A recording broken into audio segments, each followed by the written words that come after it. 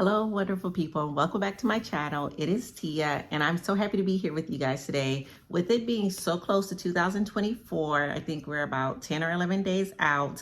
I wanted to talk about some positive habits that you can take with you starting now going into 2024. I have 5 of these habits for you, and they'll be time stepped below so you can skip ahead to what really matters to you. So let's go ahead and get started. So the first habit that you can take with you going into 2024 is to reflect daily or practice some form of gratitude daily. Think about where you're at versus where you've been. Think about where you're going and just take a moment to be thankful and joyous in the moment that you are in and appreciative of what you have, especially during this time of the year. I think it's so easy to get caught up in the everyday hustle and the rigmarole of everything that's going on that we forget that we woke up, we have food to eat, we have a job to go to, we have shelter. So just take a moment every day to be thankful and appreciative of what you have. And I understand and acknowledge that everyone may not be in that place, but think about the times that you were in that place, or think about when you're going to be in that place again, because again, we're waking up and we are above ground. So any day above is always a great day. Just practice some form of gratitude. The second thing you can do going into 2024 is to set achievable goals. So if you have big goals or big plans, you can break those out into smaller goals, and that can become your action plan to get to what you're trying to accomplish and to do the things that you're trying to do. I've talked about this before. We want to make our goals SMART, specific,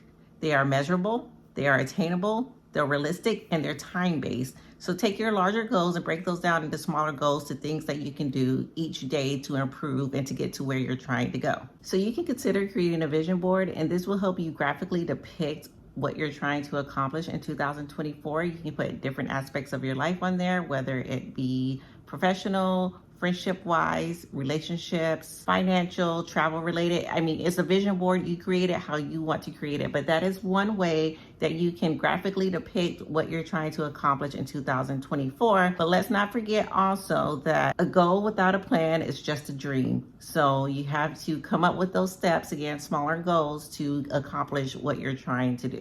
And when you take your larger goals and you break them down into smaller goals, it gives you a nice sense of accomplishment. It gives you that feeling of you're winning, and it helps you get the momentum going. It helps you stay consistent. It increases your discipline. So again, set goals now that you can start working on going into 2024 and continue throughout. Wonderful people, don't forget to like, comment, and subscribe for more positive lifestyle content. And then if you're up to it, hit the notification button so you never miss a video. The third thing you can work on going into 2024, and I'm very interested in this one, is to practice mindfulness. So I am very appreciative and I practice gratitude all the time, but I have not really taken the delve into practicing mindfulness. From what I understand and what I've heard, it helps you just increase focus. It helps reduce stress. And then overall, it just increases your well-being. There are some meditations on my Peloton app that are geared towards mindfulness. And I have not done any of those. I normally do the sleep ones, but that's neither here or there.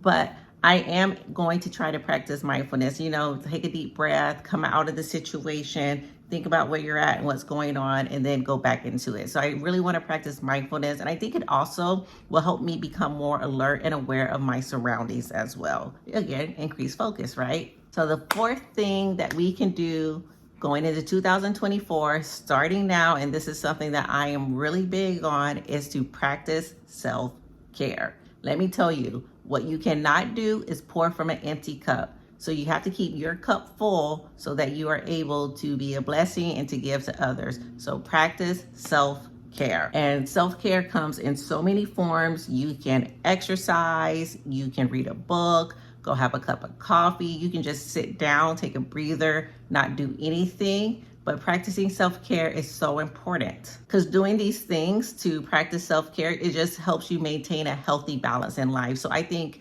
self-care with mindfulness are really going to be important going into 2024. The fifth thing that you can do starting now and going into 2024 is to cultivate your positive relationships. And I think this is very important. I think it's very important that we surround ourselves with positive individuals, like-minded people who you can trust, who you can love, who you can communicate with without fear of judgment or reprimand or being demeaned or anything like that. Focus on your positive relationships.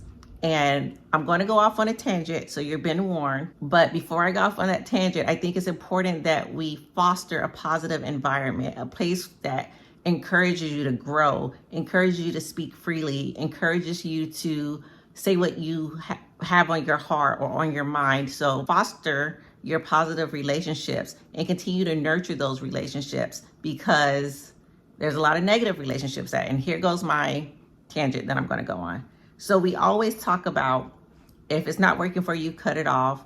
If it's negative, get rid of it. If it's not bringing you joy, don't do it. And yes, I agree with that. You shouldn't be in negative relationships. If it makes you unhappy or uncomfortable, you should not be doing that. If it's a negative experience for you, don't participate in it.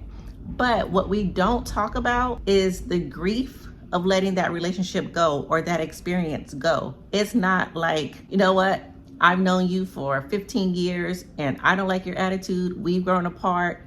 I'm just going to cut you off and be done with it. It's very easy to do. And maybe the first month or two, you might feel fine. But there's going to be some form of grief that comes with that. And that's what we don't talk about. Think about the people that are going into the holidays alone because they decided to walk away from a negative situation. How are they coping? Think about the people that have experienced some type of loss. What are they going through?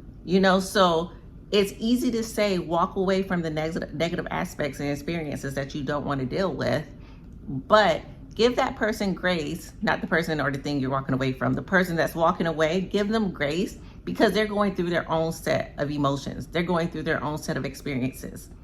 And don't just, well, you shouldn't have been in that situation anyway. You don't know what it took for them to walk away. I don't know what it took for them to walk away. We can always say what we would do or how we would feel until we're in that situation. Foster your positive relationships, but also think about the impact of leaving a negative relationship will have. There you have it, folks. These are my 5 positive habits that you can start today and take on into 2024 and beyond.